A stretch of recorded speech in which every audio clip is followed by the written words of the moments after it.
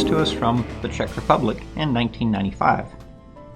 White is Jana Belin, black is Marek Vokat. d4, g6, c4, bishop g7, knight c3, c5, d5, bishop takes c3 check, b takes c3, and f5.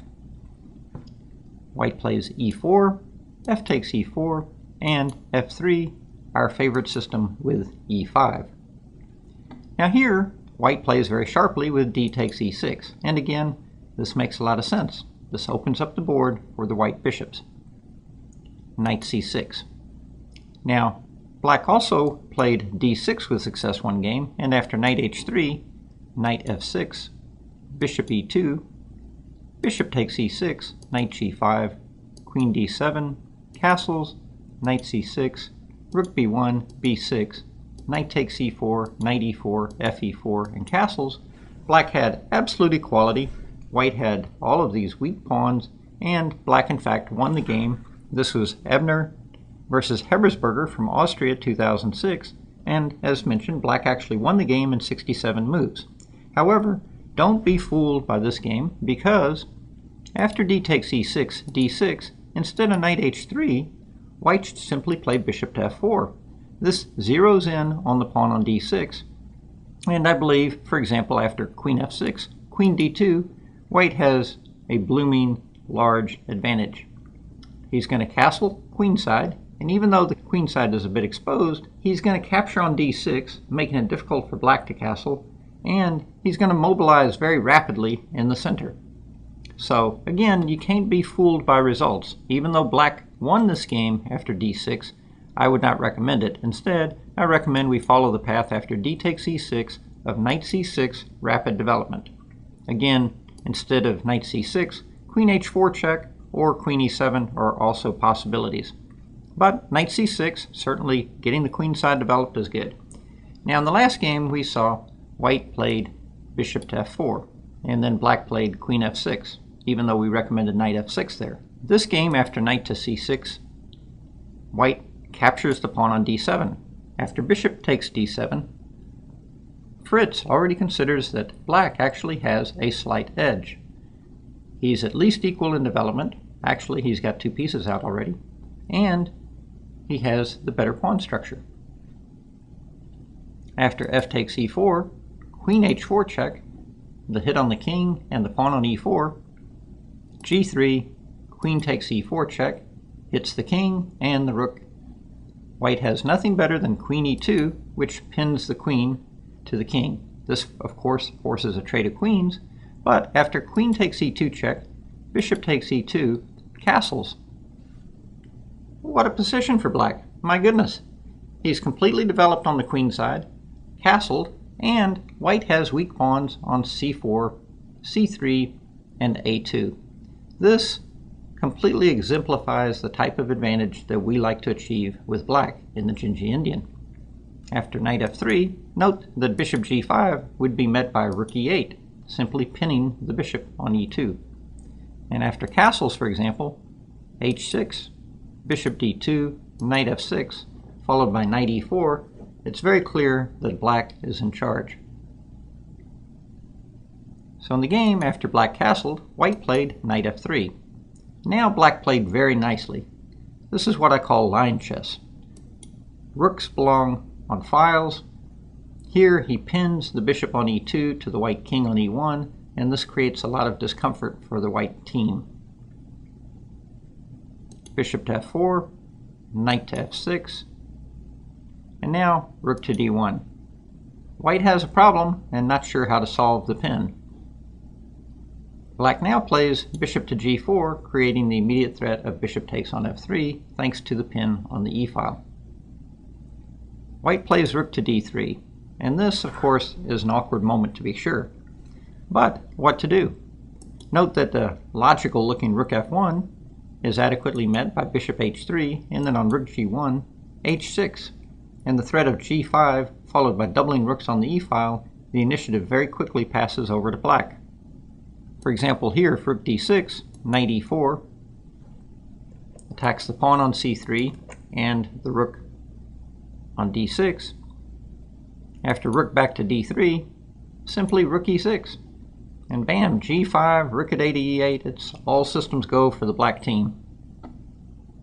So after bishop g4, white could find nothing better than rook d3. However, bishop f5, rook back to d1, and then knight to e4 with a hit on the pawn on c3. After rook c1, black fueled the initiative with the advance g5. Very timely indeed. Note that knight takes g5, knight g5, bishop g5, bishop d3 allows black to fully exploit the pin on the e2 bishop, and in fact win a piece after bishop d3. And in similar fashion, if bishop takes g5, knight takes g5, knight takes, and again bishop d3, as they say, same song, second verse. The pin wins the bishop. So, after g5, very heads-up play by black, white had nothing better than bishop d2. Black now played knight takes d2, king takes d2, and then a very beautiful move, a very quiet move, very subtle move, rook to e7. This maintains contact with the white bishop, so the black king, this maintains contact with the bishop on e2 and prepares to mobilize the other rook to d8. Very, very nice play. And of course, white now experiences congestion problems trying to coordinate his pieces. In the game, white played rook at c to e1. Note that trying to develop the other rook is even worse because, of course, after rook d8 check, the white king has no escape square. Bishop d3, rook d3, king takes c2, and rook takes d3 nets black 2 pieces. Also, instead of rook at c to e1, we always have to ask what happens if he tries to grab the pawn. But again, there we can readily see the poor white king is just simply going to be exposed on these 2 open files. And of course, punishment is quick. Simply rook check, king back, and then, if nothing better, the same theme, bishop to d3, winning the pinned bishop on e2. So let's go back. After the very quiet rook e7, quiet but powerful rook e7, white played rook at c to e1. This at least gives his king an escape square and protects the bishop for the moment. However, penetration was the order of the day, and rook d8 check, king c1, and now rook e3. Suddenly we can see this rook is doing a fantastic job, hitting the knight on f3, the pawn on c3 with check, and the bishop on e2. This is a beautiful example of superior mobility by the black forces. And why do the black forces have superior mobility? It all comes back to pawn structure. That's right, pawn structure. And why does white have a weak pawn? It all goes back to the opening, the Dzindzi Indian, where on move 4-5 we take, where on move 4 we actually give up our bishop for the white knight and cripple the white queenside pawns. In the game, white played knight takes g5. However, there is no good defense. For example, if bishop d1, trying to connect, then rook takes c3 check, king b2, and rook takes d1 is very powerful. White has 2 options here. Rook takes d1, and then rook f3, and here black has 2 pieces and a pawn with a very easy winning game.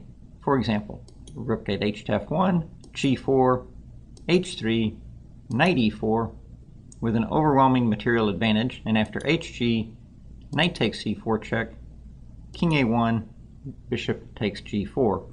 Note that if the king had gone to c2, black has a very cute mate with rook c3. Going back to bishop d1, rook c3, king b2, rook takes d1. Also note that king c3, simply rook d3 check, king b2, rook takes f3, rook at h to f1, g4 leads to exactly the same type of position.